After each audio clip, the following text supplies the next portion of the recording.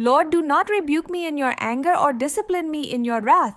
Have mercy on me, Lord, for I am faint. Heal me, Lord, for my bones are in agony. My soul is in deep anguish.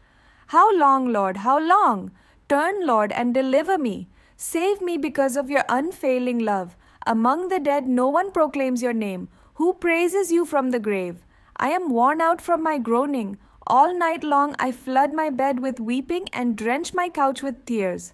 My eyes grow weak with sorrow. They fail because of all my foes. Away from me, all you who do evil, for the Lord has heard my weeping. The Lord has heard my cry for mercy. The Lord accepts my prayer. All my enemies will be overwhelmed with shame and anguish. They will turn back and suddenly be put to shame.